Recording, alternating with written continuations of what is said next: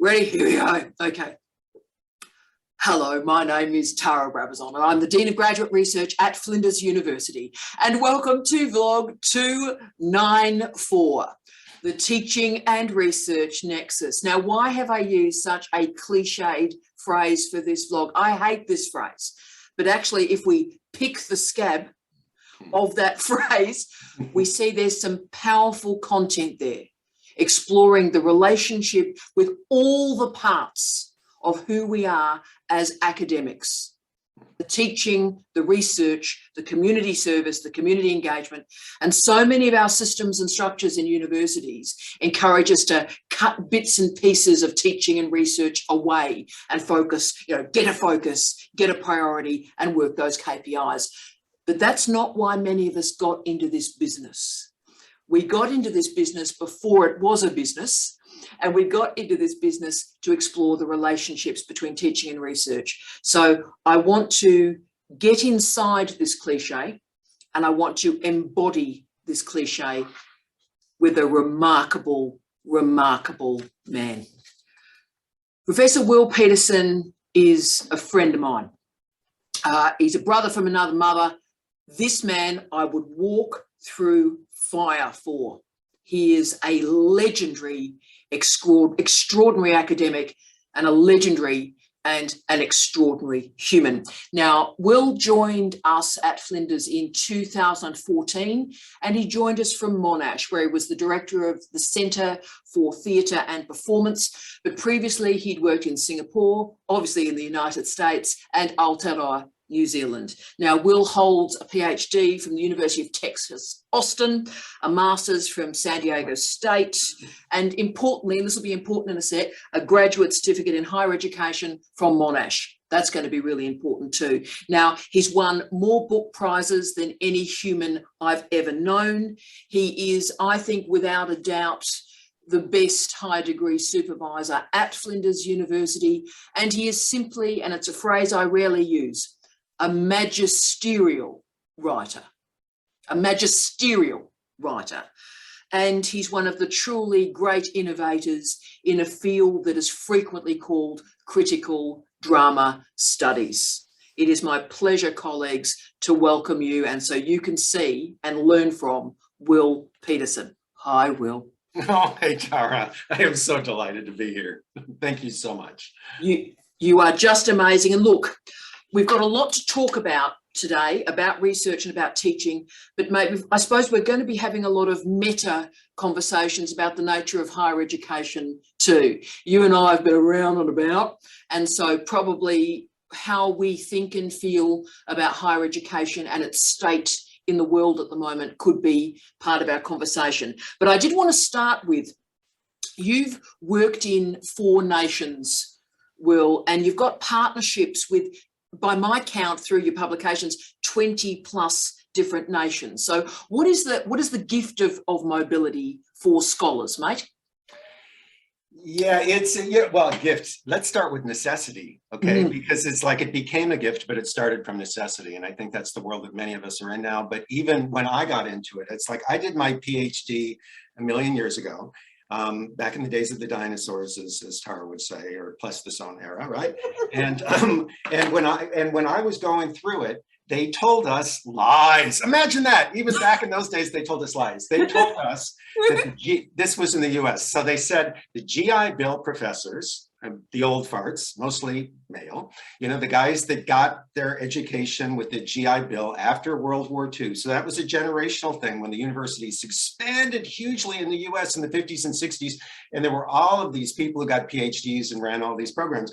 And they said, okay, by the late 80s, early 90s, they said, all these guys are going to retire and there's going to be lots and lots and lots of jobs. So we did our PhD. I mean, I never believed that because I'm just that kind of person. I kind of thought, oh, I'm not so sure. I don't know how this is going to pan out. But at any rate, it didn't. They lied to us. And in fact, almost everybody, I went to the top ranked program in my field. So I was trained as a theater historian. So I go to the best program in the field. And it was so good that we were studying under the famous dude, the famous theater historian, Oscar Brockett, a wonderful human being. Now long gone, and we were called collectively Brockett's Rockets. rockets, that's how, woo, imagine that, your rockets rocket, so it was just kind of like, well, you'll be getting the job because you're trained as a practitioner, you got some practice, you got the PhD, and you're a rocket, you're in like, Flynn. And, there was, of my graduating cohort, I think there were about 6 or 7 of us completed at around the same time. One got a job immediately at the University of Hawaii. Oof. And we were all so jealous of her. We were like, oh my God, you get the brass ring. She was the youngest one of our bunch. We were so envious. But I think now, if I had gotten that job or a similar job, I probably would have hit the road anyway. So part of it was, I'm no longer, I got rid of the envy long ago. So I got my first job, my first real continuing position at the National University of Singapore. Yes. It was 1991, and it was a time when no one was applying for jobs. Very few people from the West were applying for jobs in Asian countries. Yes. I got that job because there wasn't much competition, frankly. I mean, there were today, there'd probably be 100 people who will apply for that job. Maybe there were 20 or something, but at any rate, I rose to the top of the heap. They hired 2 people, me, that they called me the theory guy when I got there, and I'm like a theoretical nincompoop. So right from the start, it was just like, you're coming in and you hired me and you think I'm like the theory guy. I'm like, I try to make sense of stuff, but I'm not the theory guy. But it really came from job insecurity that drove me overseas. Now, yes. The gift is that your research and your teaching will evolve in a very different way than if you stay in one place, right? There is the possibility of a more organic growth curve if you are moving every 5 to 6 years, because you have to, it's just simply, you learn new stuff, you're exposed to new things, and your research and your interests will evolve. The other thing it will give you, I call it I think of it as my homies. Where are my homies in terms of research and teaching? My homies are all over the world. They're not in one place. I've got more homies in Singapore, in the Netherlands, right, in the Philippines, in parts of the US than I will ever have in Australia, because those are the people whose research engages with mine, and mine evolved in concert with them. If you stay in one place, your research will, particularly if you're in a system like the Australian system, which encourages you to work in teams, you will be working with like-minded people around particular topics of mutual shared interest, but it's like, it isn't going to have that possibility for explosive organic growth, right? So you're not dependent on the man. I mean, so that's the other thing. It's like in the neoliberal university system from hell that many of us have found ourselves in, you have greater control over your destiny. If you just think, if things are going to blow up, I can leave. And the reason you can leave is because opportunities will be presented to you because of that kind of life that you would never have if you stayed put. Right? Because you will know more people, you are more open to others, you will have people knocking on your door when you least expect it, right? You will be known and valued and respected in places where it really matters. Oh, which is citizenship with diverse audiences and like-minded colleagues around the world. I mean, Will, what you've just talked about there is, of course, Karl Marx's double freedom. And you and I were probably always going to go to Karl Marx during your vlog. And, I think it is important to recognise that. Karl Marx argued, the first freedom is we only have the freedom to sell our labour power. Yeah. But the second freedom is we can sell it to anyone. And so what you've demonstrated is the power of the double freedom, and we mustn't forget the second freedom and ensure our students don't either. That's right. That's right. Oh, amazing. Now, the other interesting, profound bit of your career, besides the remarkable mobility conversation, which again, I think will change students' lives, the other interesting component of your career are these visiting professorships. Now, I've never had one of those, and I'm fascinated by them. So what are they, and how do they operate in enabling teaching and or research? Well, what's the role in a career of a visiting professorship? Yeah, well, first of all, I should probably distinguish, I've called visiting professorships because the institution called them that. Yes. And what that meant is I was there in an unpaid or partially paid position. I had resources, I had library, I had homies, and I had an opportunity to be on the ground to do research. And maybe in exchange for that, I might be running some seminars. I've also had a number of fellowships, including research fellowships, a number of them actually at the University of Leiden at their Asia Studies Institute. Yes. And they've been particularly fruitful because well, you can focus in a more extended way on something that without interruptions. But the other thing, I think the key thing, like with respect to the fellowships, the ones that I've had at NUS in Singapore at the Asia Research Institute and at the International Institute for Asian Studies at Leiden, is that you are in a hothouse environment with other people who do the kind of work that you do. Those fellowships are organized, the research areas are typically organized around themes. So it's like you shop around, you look at research, research institutes where you think there might be some alignment.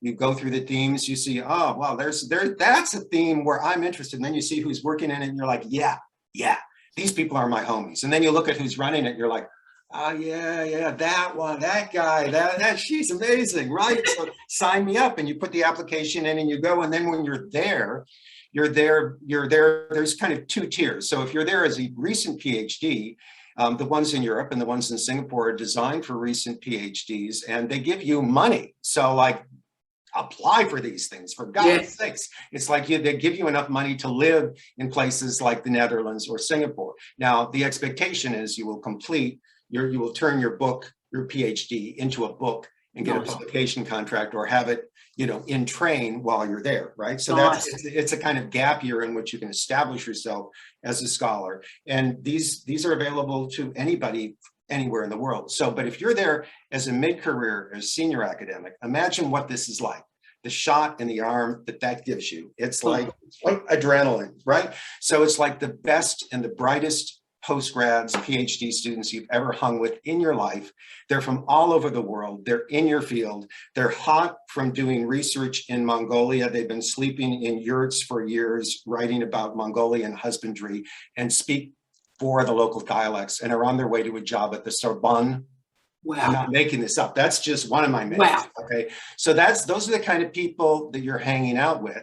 And it's you and maybe a few other, I have to say, it's a self-selected group. So the older folks are kind of pretty cool, I have to say, so they're hanging with the younger ones and we're having a blast. It's just like going back to school, only it's better, right? It's really, truly in Technicolor. So you can't beat that. But I would draw a distinction between, say, something that is initiated between you and an individual at a partnering institution where you've got some shared interests. And then out of that, they might create the space for you to come as a visiting professor. They might be able to give you some money and some teaching. And then these research fellowships that are available, and what they give you, particularly the ones in Europe or Singapore, it's based on need. If you've got a job and you're salaried and you've got a sabbatical or period of study leave, they're not going to pay you. They might pay for you to get there, okay? Yeah. But they're not going to pay you because you don't need the money. The money needs to go to the emerging scholars who need it to just survive. But what happened in these places, 2 monographs that could never have been written. My 2 best monographs were there because there were just too many interruptions, right? It's hard to write a really complicated, bless you for using that word, magisterial, but if that quality pervades my writings, it is because I've had the time to think and stop and block out everything else, and also to be in a stimulating environment where there were other bright sparks, many of them 20, 30, 40 years younger than I am. The other thing, there are 2 other points I wanted to make here about that. It will certainly, again, as with the international life, it will open up research pathways that you never imagined. So that almost goes without saying. Mental health. There's great mental health reasons for doing this, for stepping off the crazy train, stepping out, taking a step to the side, taking that 6 months or a year if you can do it off, and because that will give you great clarity. Here's an example. So I go from my happy place in the Netherlands, and it is a happy place. I've got some European roots. I've got a lot of friends in Europe. I've spent a lot of time there. I am quite at home in Leiden, in the Netherlands and in Amsterdam. And I come back, and I was in a pretty blessed place. I have to say, University of Leiden is one of the oldest universities in Europe. It's pretty great.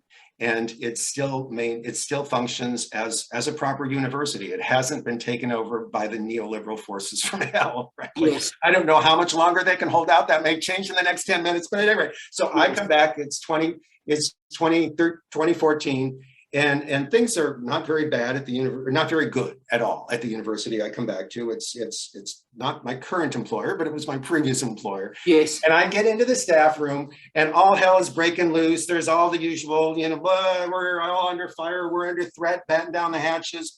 And one of my colleagues says in a staff meeting, and it's like this everywhere. And I said, no, thank you. I said, no. I have climbed the mountain and I've come down. It's like, it is not that way everywhere. It doesn't have to be this way everywhere. I've just come back from a place where it's like this. And they looked at me like, is that possible? Now, if I had never gotten out, I would never know that. I would say every place is like this. Of course it is. That's the way that's our experience. We assume every place is equally screwed up in the same ways. And it really isn't. And then the final thing is that what you get out of that kind of sustained period in another country, in another culture, is that you will become equally at home in many places in this world. And that is the gift that keeps giving, right? Because you carry that with you every day of your life. You can be in multiple places and those places live within you.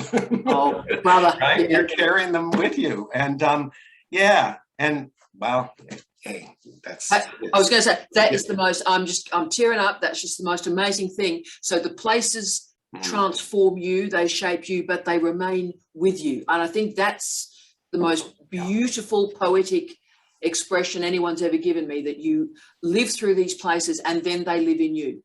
And you carry them forward to the next job. So you, with some honesty, have seen how the world works and you don't believe the hype or the generalizations anymore. That's right. Yeah. You're amazing. Now, the next question I've never asked you in all the time we've known each other, Will, and I want to ask about teaching, because I think we focus a lot on mobility and research, meeting the interesting people, writing the books, getting the grants, doing that sort of stuff. But we don't, and I read very rarely on this, about the impact of the mobility of academics on the caliber and the quality of teaching. Have you got a view on that? Yeah. I absolutely do. I mean, I would start by saying my teaching is a whole lot better than it would have been if I had stayed in one place. I'm really absolutely certain of that. I mean, when I started out, I think like many academics, I was around 30. A lot of people start younger than that, as I believe you did in the classroom.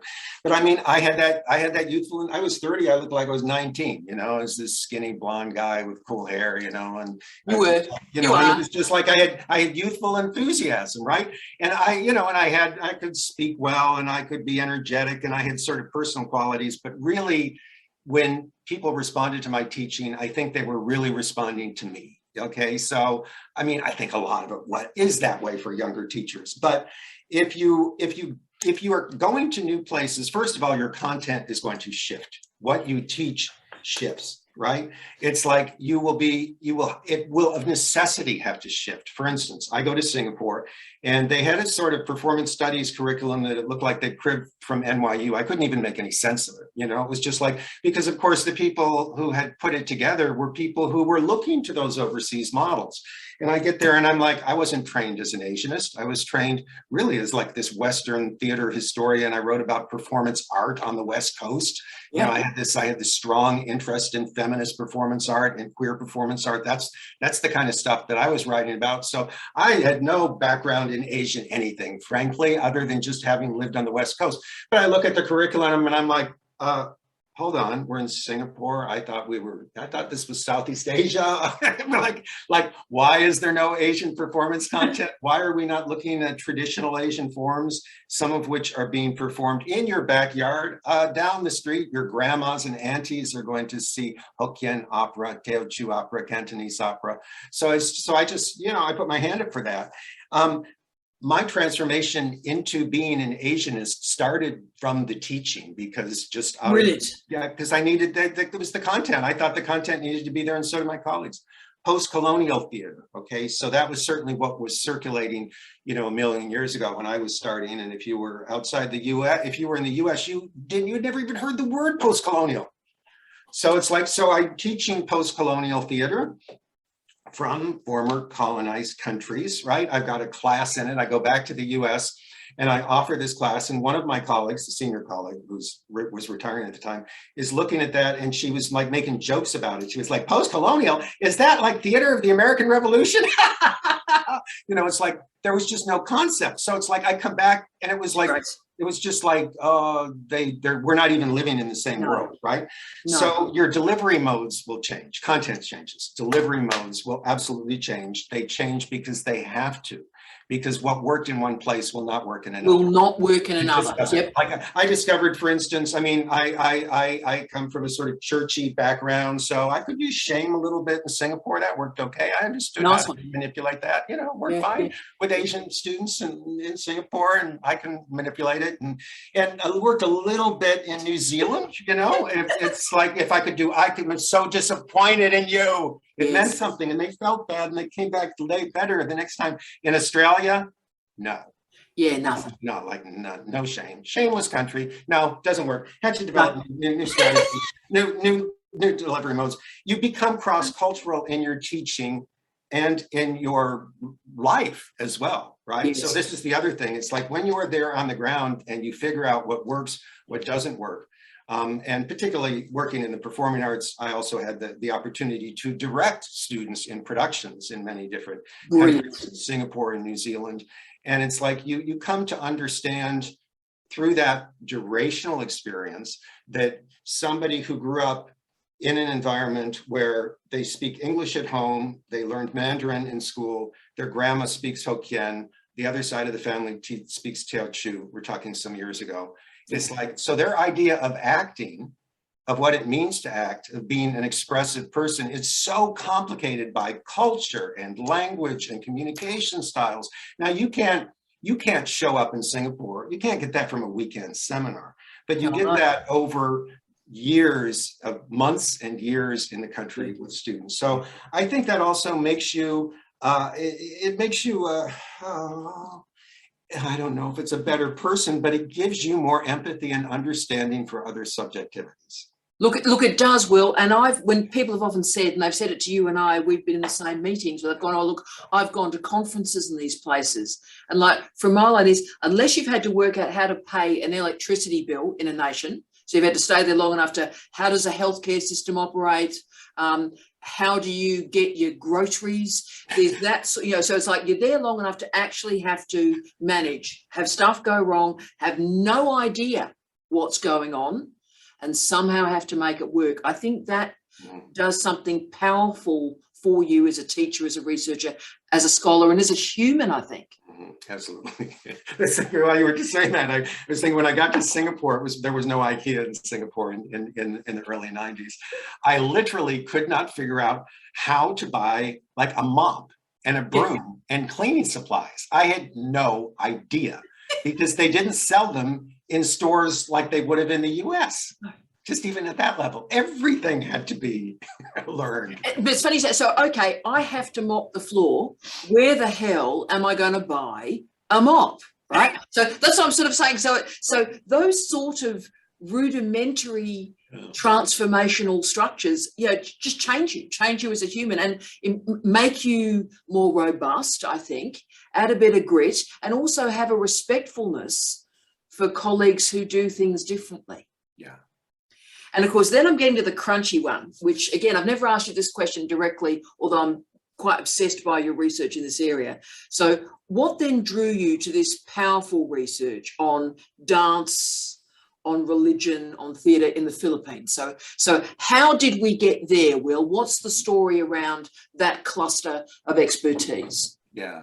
I think maybe I'll end with the deeply personal, but I'm going to start with where it happened. Okay. Right. It happened in the room where it happened. Okay. So the room where it happened, it was Singapore. It was 1992, 93.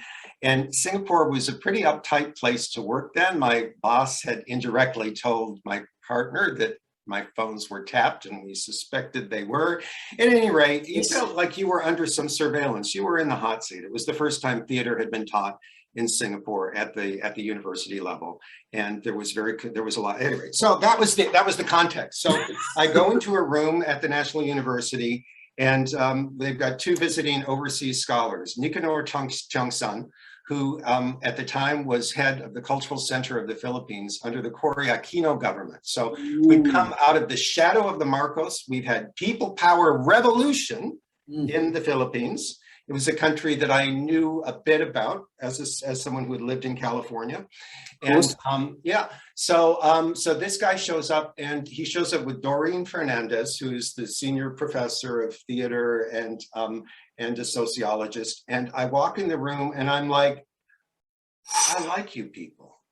I really like you people. I feel connected to you two. I felt connected to those two in a weird way. They were like family members. And I think part of it was feeling so needy in some ways for some kind of emotional connection with others that I shared some feelings and cultural reference with. And so there was this sense of familiarity. And I thought, and that stuck with me for years and years and years. So I had invitations to go to the Philippines to do research, but it really took many years before it finally happened. So you fast forward to 2001, I go to the Philippines and I'm thinking, well, what should I work on? So I know many Filipino Philams, as we call them in Southern California. Networked with Philams. I'm ready to go. I've done my research. I know about the People's Educational Theater Association, PETA, not the other PETA, which is the group that for 20 or more years up to that point had been working on social justice, socially conscious political theater, working with poor communities. I'm thinking that's where it's all going to happen. That's it. So I go there. I got my plan, and I get there and I realize, oh, the glory days of this group really were some years ago. And it's really kind of, it's moving into another territory generationally. And it had also been written about, and I didn't even know that. I was so naive. I realized that there was this Dutch guy, Eugene van Urban, who had written this book on community-based theater, which I don't think I had even read at the time I went there. And I got there, I'm like, I can't add anything to this. All I can do is describe some of their programs. And I came back and I did that, and I thought, oh, this is a kind of dead end. So then I go back in 2005. I still feel that there's something for me in the Philippines. I don't know what it is. And so I get an attachment this is the beginning of the visiting professorship thing. And so I'm at the University of the Philippines, and I'm hanging out in the staff room with with the colleagues, and it's the room where we kind of hang out and have our coffees in the middle of the day. And I'm like, where should I go? What should I do? We're heading into Easter, and people are, of course, have lots of well-meaning advice. And they're saying you should go to the socially conscious, politically And I'm thinking, well, I had gone through the Lonely Planet, and I had seen that there was this really wacky festival called the Morionis Festival. These guys wear these like crazy helmet heads, looking like Morions, looking very like fierce. They got these fierce faces, but like legions of them do it. Like it's a huge event, and people have been, boatloads of tourists used to go there from the 70s during the Marcos era. So I see this in Lonely Planet, and I'm thinking, this is so weird. I've got to figure out what it is, because it's big. It's big enough to be in Lonely Planet as a recommended thing. So I'm talking to my colleague about it, and he says, he's a senior academic, he says, don't go. It's bad theater. And then he tells me why it's bad theater. It's like, it's voiceover, it's lip synced, it's the voices of dead radio actors, and it's just amateurs. And it's like, but I'm thinking, but yeah, it goes on for an entire week. And there's processions in the streets and Roman centurions. But it's bad theater. And I'm like, well, I think, and that was it. That was the moment where the penny dropped, when he said, don't go there, it's bad theater. Because he was personally embarrassed. I think also he was, as a serious theater person, this guy's a well-known director, sadly passed away a few years ago. And it's like, I think I totally understand why he was telling me not to go, but I was driven there because he told me not to go. I knew there was something for me there. So then life intervenes. My father dies. He has a heart attack. And this is like a week before I'm supposed to go, or 2 weeks before I'm supposed to go. I'm like, I am going to this island, come hell or high water, to see the Morionis Festival in the town of Boac. Right. And I'm very close to my father. And so I miraculously, it was some miracle. I book a flight and I get on a plane and I cry for 24 hours on a plane and go and bury my father in a snowstorm. And my father was a veteran, so it was quite dramatic. I mean, it was like, we're talking, you know, white crosses, snow, military, flag on the coffin, 21 gun salute, boom, boom, boom. It's just like, you know, I'm driving the car behind the white, you know, hearse with and my mom sitting in the passenger seat. It was it was intense. So I get back to the house and we're about 4 days and the house is full of people. I mean, why do I end up in the Philippines? Because I come from people that are like that. So the house is full of people after my father dies. The neighbors bring over hot dishes. That's what we call them where I'm from. They bring over a hot dish because when you're in mourning and in grief, you may not eat well, you know, and people just bring stuff over and they show up and they hold your hand. Yeah. And so my mother's house was full of people. And by day 4 or 5, she says, just go. Just, I think Dad would want this. He died on vacation, you know, in another state. It's like my parents hit the road. I mean, that's what they did in retirement. So like, you know, doesn't fall far from the tree. So so I go back to the Philippines and I've got a dear friend who comes with me whose grandpa is from that island. And we go through the whole thing and I'm taking pictures, doing my ethnography thing and trying to make sense of this complicated event. And so, where it really became embodied and where I felt like I would be compelled to return. Okay. And this is where I've used this phrase in my, you know, in my Philippines, in my book on happiness in the Philippines, my body compels me to return to Ati-Atihan, right? Yes. But it's like, it is that kind of thing. So the body compelled me to return thing. It started when so it's Easter Sunday. You're sleep deprived. You're still processing the grief from your father's death. And it's 4 a.m. and the bells start clanging.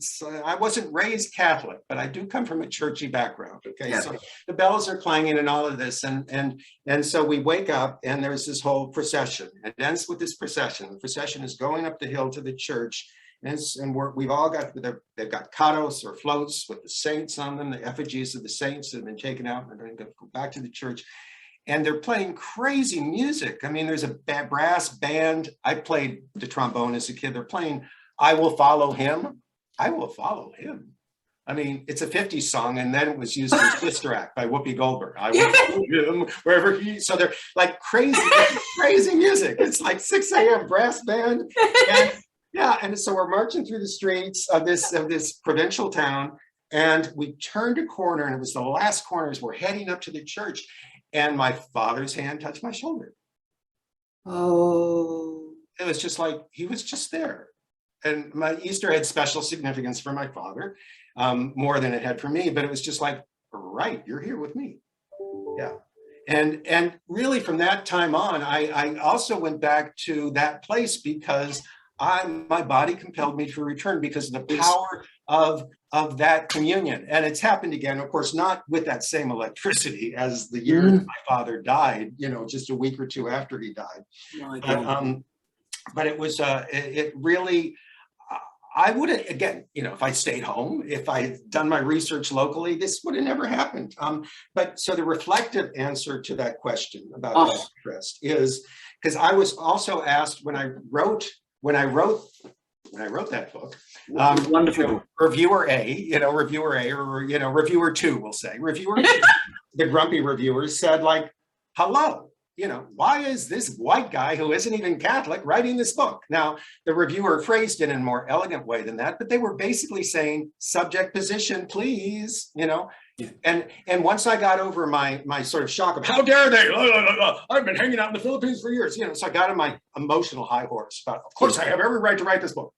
Magsalita, Tagalog, county, I mean, so, but then I reflected on it and I thought, yeah, she wants to know why. Well, okay, why? Why? Because I was a child preacher. Yeah. That's also part of it. Why was I compelled?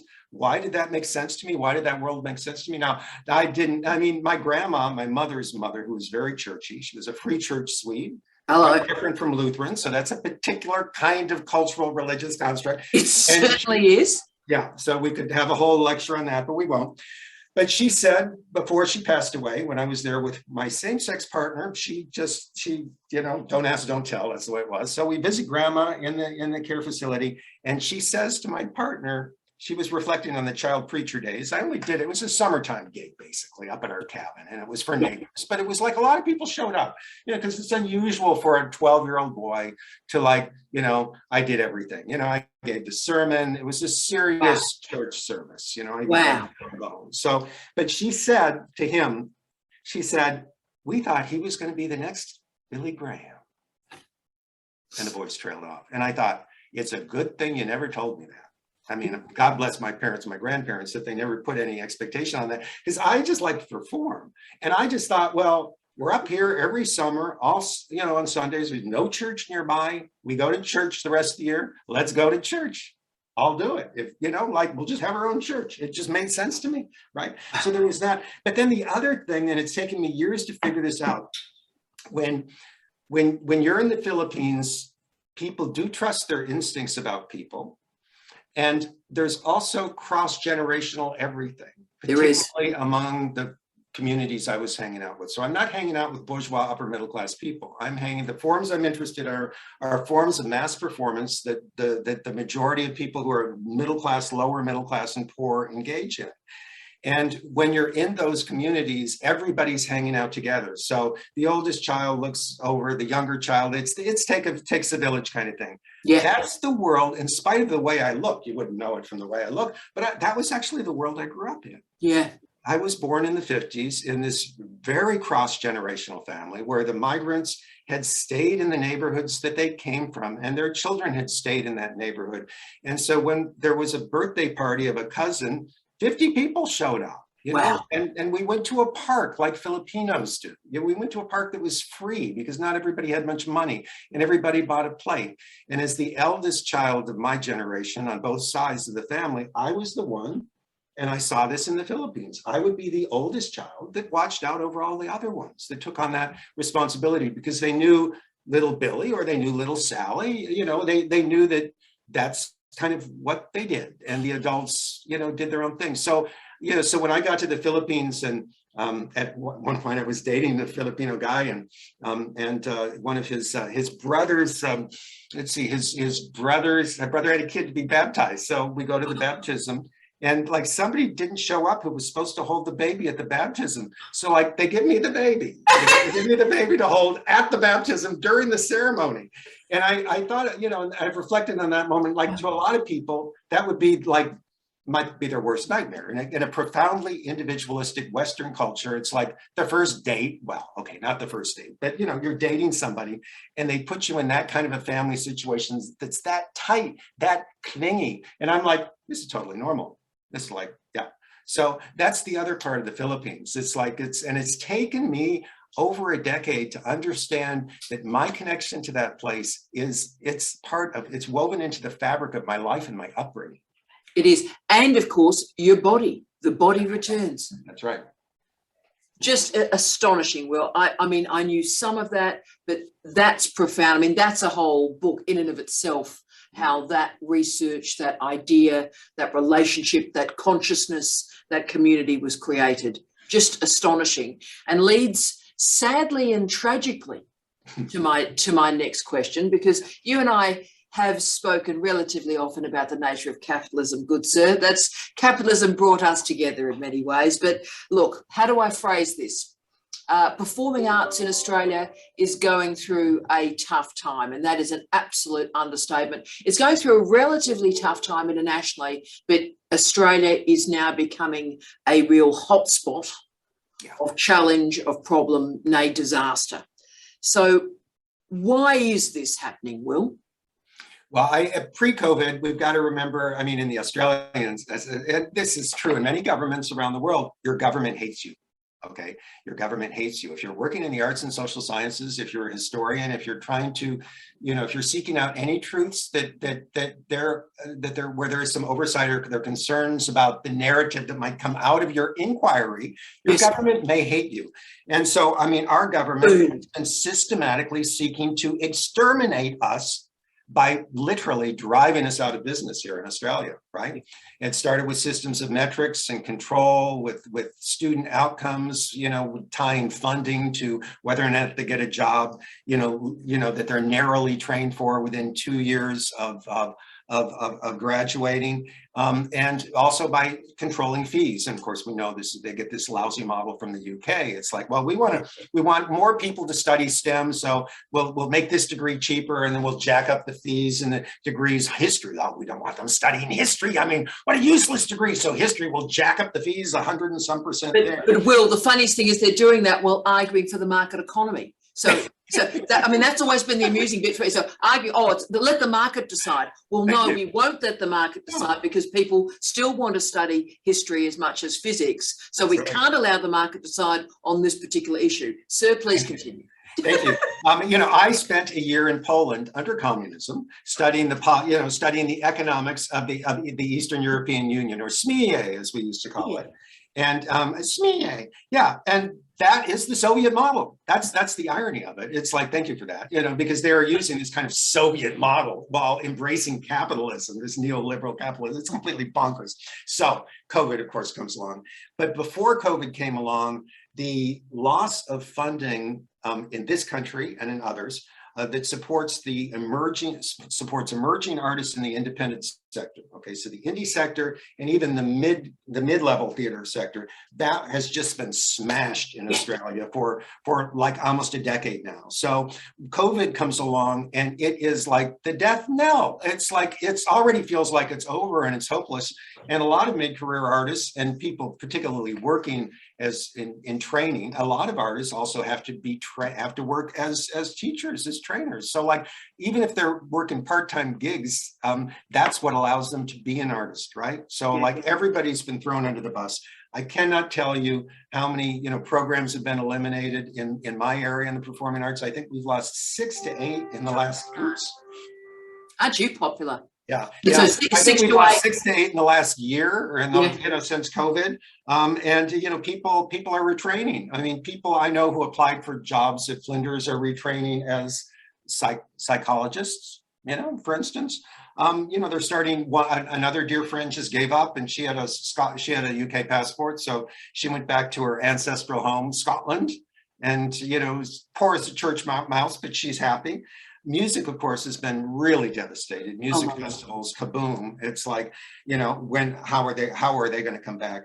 And then, of course, we've got the additional problem of the shift in viewing patterns. And I know that I have become, partly because of my, European family connections, I've become completely devoted to Scandinavian long form television. Yes. And between Netflix and our national broadcaster, SBS, that does the diverse broadcasting here, I have seen almost everything that's been created in the last 10 years, and I love those shows for the way in which character unfolds and the complexities of the political social environment are part of the backdrop of the action. And it's like, I mean, that's just my thing, because my first degree was international politics. So of course I'm into that. And and sometimes when I'm watching these shows and I cry at the end of like the Danish one, The Legacy, it ran for so many seasons. But when it ended, I cried because I knew these people so well. It was bereft. Chekhov. I was bereft because my family has left me. When that series started, I thought, you're an asshole, you're a jerk, but then over time, you come to see everybody is equally flawed. This is Chekhov, right? This is the master Russian playwright Chekhov. It's like, we're all equally flawed.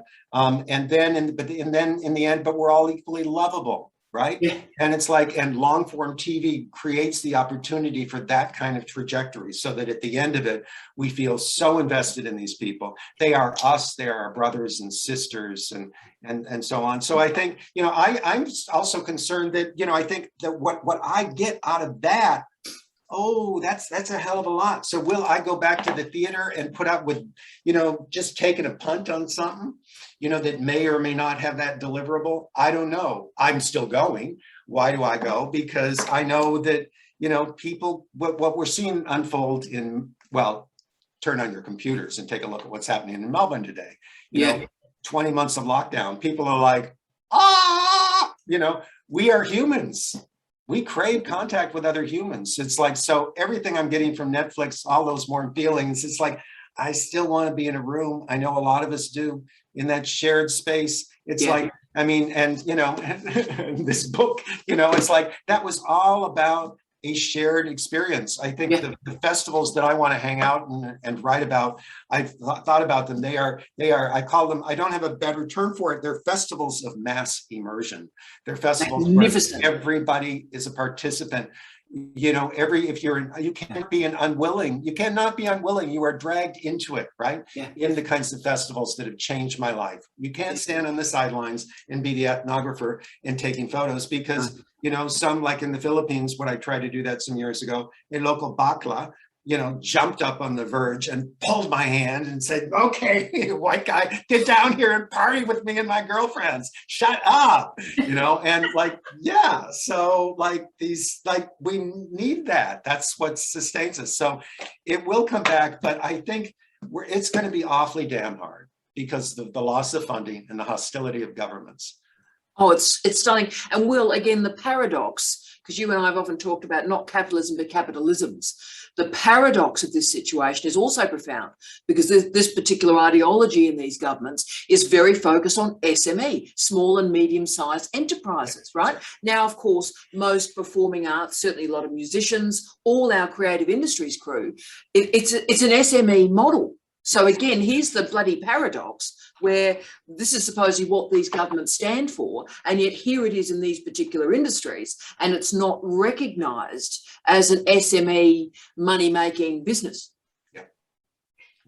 Crazy stuff, crazy stuff. Now, you and I are starting to wind ourselves up as we're reaching the end of our conversation, but let's wind ourselves up further because nothing gets you and I going more when we see each other than a conversation about books, right? Now, you've committed deeply. Here we go, Rob. Here we go. You've committed deeply to the scholarly monograph. I've committed deeply to the scholarly monograph. Books matter.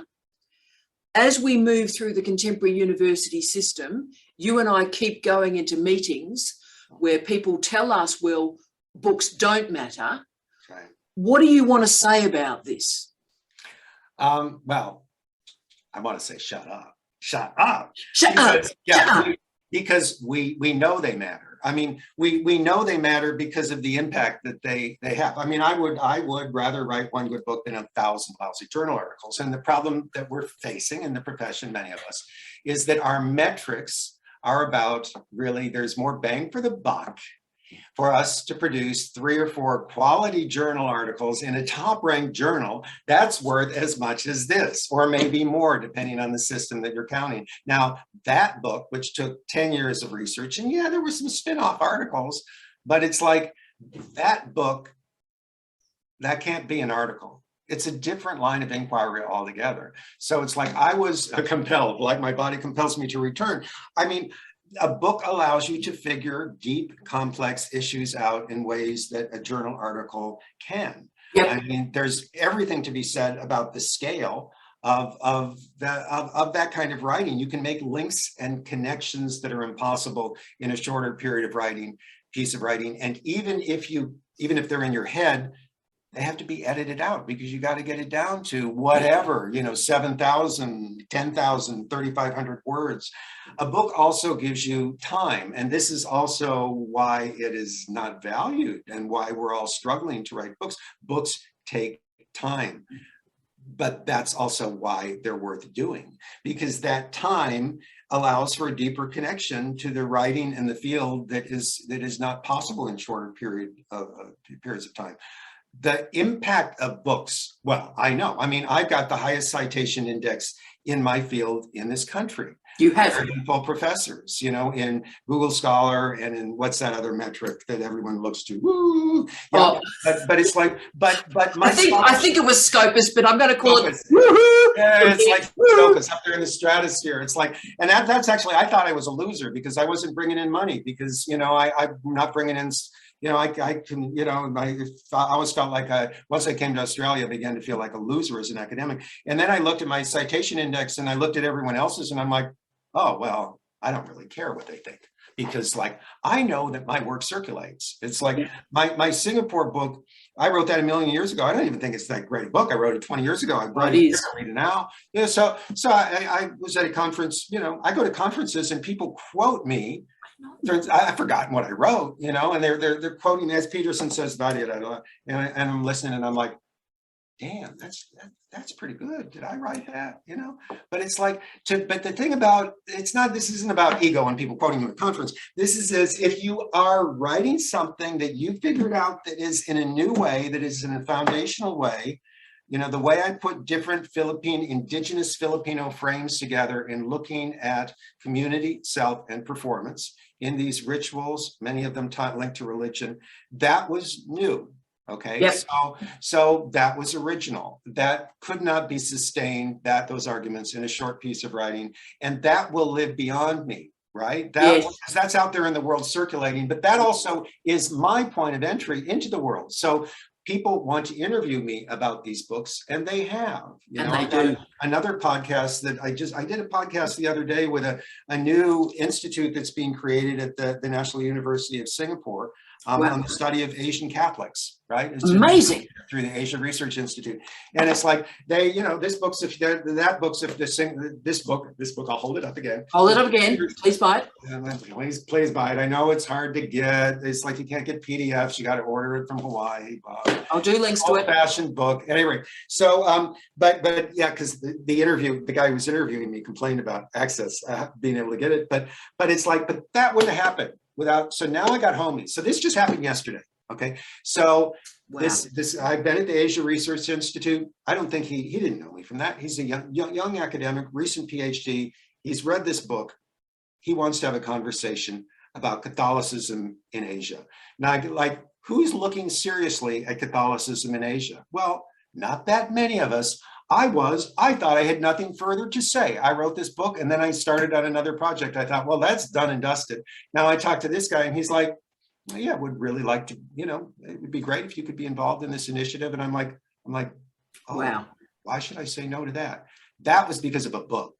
That wouldn't have happened in an article, right? So that's life changing. I just think of, you know, my next steps forward as someone who is not a young academic and who's leaving Flinders. You know, I thought, well, maybe it's finally the end of this academic career, but it's like, but people are knocking on my door. They're wanting me to do stuff, and it's interesting. And it relates, and it comes from those books. It comes from the foundational scholarship. And that, at this point in my life, as a 65-year-old who spent 35 years in this profession, that's what I want to be doing. I don't want to be just working for the man or the woman. Yeah. You know, and Will, the book stands. In an academic life, a book is a full stop. And we write articles and they're commas, and there might be, you know, a report which might be a semicolon, but the book stands, and it stands through our career as this powerful moment where knowledge changes and where we've stood for something. Amen. Yeah. You're a legend, mate. Last question for me, and of course, this is helping so many students around the world, I cannot tell you, but just getting your reflection, not on the end of a career, Will, but on simply, again, the pause and the next stage of this career, which I think is going to be much more interesting than what's happened in the last 10 years, to be frank. But just a final question for students moving into their career and thinking about the relationship between teaching and research. I think our systems at the moment, particularly promotion systems, are encouraging specialisation. So you are research only, you are teaching only. Now, Will, looking back on everything we've shared and everything you've gone through in your life, what would you talk or say to students about building the relationship between teaching and research? Well, this is the hard question, because Yeah. you've got to have a job to do that, right? The job. So it's like, so then it becomes where you are locally. How do you build a career? How do you even get that job? How do you get the first job and stay in the game? For some people here in Australia, building a career, if you're a researcher who's got an idea that is connected with the grants that someone else might be working on, it might be working in teams. It might be, connecting with so-and-so down the hallway who's working with that. You go talk to them, you get on, so there's this strategic investment in building a career that way as a research career. But that could also be the pathway to a balanced role, to a so-called balanced role. Now, what's a balanced role? We still got these in our system. Of course, they call them balanced roles, which means what academics were supposed to do, like for time memorial. It's like somehow it's this new thing. Oh, balanced role. Woohoo! I feel so balanced. It's like, no, that's the job, mate. That's right. We do teaching and research, right? And I'd love doing both. And I think you also have to accept that wherever you are at any moment in time, it's never going to be balanced. I mean, I think the balance that I had for teaching and research, I had it for about 10 minutes in 2014, and it was really great. I had it for 6 months in 2014 and early 2015. And it was when I came to a new position at Flinders and I was not overloaded with teaching responsibilities and teaching new stuff. Because there are going to be times in your career where, you're the new kid on the block, and there's 4 classes that need to be taught, and boom, it's thrown at you, and your research just goes, it has to go. Okay. Yeah. I mean, you can try valiantly to keep it alive, but you're going to be 90% teaching in those times. Yes. But you've got to jealously protect your time. It's at some point, when things will always be crazy, but when you can fight back some time to keep the research going, you have to, because once you lose the research, for most of us, it does mean the end of your career. Or unless you just really love the teaching and you want a teaching focused position, that is appropriate for some people. I mean, I taught for many years in a California university that was not a research intensive university. Yes. It was teaching focused. We were brilliant teachers. My colleagues were fabulous teachers. We did a hell of a lot of teaching. And the research you did was just sort of like, the icing on the cake. I mean, frankly, I'm sure it's more competitive now, but it was not particularly demanding. And I was quite happy working in that environment because I love my colleagues and I love my students. So for some people, getting off this sort of, the research A universities, the research ones, the being in those top research universities, it's like you can do research from wherever you are. My research evolved when I was at one of the so-called teaching universities. That's where I got into the Philippines. That's really where it all started. I had a sabbatical. I went away and I had some time. And then, I was able to sort of transform transform my life. But we've also talked as well, over the years, this phrase research-led teaching has come up. And then that sort of disappeared. But I think that I do, whenever possible, I do teach from my research and from my interests. Whenever I can, I weave that in, and I know what that means to students. Now, I don't do that just in a gratuitous way, like, oh yeah, I worked in San Francisco when this happened, and when AIDS hit, which is true. I was at ground zero. It's like, so some of that personal stuff it's meaningful. It means something because it's like you were there then. You're there as a witness. So sometimes you bring that up. But it's like, but if you teach from what you know and what you've got, some context for it, students will value and respect that. And I've been lucky enough that, and maybe I've driven it as well, where I've been at universities where programs were new, where we were shifting things around, and we sat around the table and we said, what do our students need to know? What do we think is important? And then what are our capacities and skills as teachers? And what do you want to teach? When I ran the Center for Theater and Performance at Monash, we restructured the curriculum because we claimed to be doing everything for all students all the time. We were doing everything. We were making everybody happy. The website was completely bonkers. And so when we got together, it's like we just started with, well, what do we want from our teaching? Yeah. And how can we make this thing work as an integrated whole? Yeah. So Yeah, so I mean, and I guess the final advice about the so-called, balance is that, when you carve out that space for your own time, you just don't let anyone get in there. That means you don't answer emails. That means you answer emails only when you're done with the deep thinking and your brain is completely fried and it's 6 o'clock on Friday. Maybe you want to check just to make sure that people don't think that you died. Okay. That's when you open the email and you spend 15 minutes responding only to the important ones, and the rest of it you just let go. And it will make you a happier person too. Look, Will, and Will, I thank you for the time we've shared, not only in this vlog. We were always heading to this vlog, you and I. I thank you for your friendship. You've been, you're one of the first people I met. I think we met the first week, didn't we? Absolutely. The first week I started, brother. Yeah. And you've been a light, and you've been a beacon of not only opportunity and hope and rigor and kindness and intelligence, but you've always reminded me about why we got into this gig in the first place. And as we've talked about in this conversation, that we carry the places with us, I will always carry you with me. And I thank you for that. Amen. Amen. And see you in Aotearoa. See you in Aotearoa very soon, Will. And on behalf of Will and myself, what a legendary human he is, we wish you all love, light, and peace. Will and T out. Rock and roll.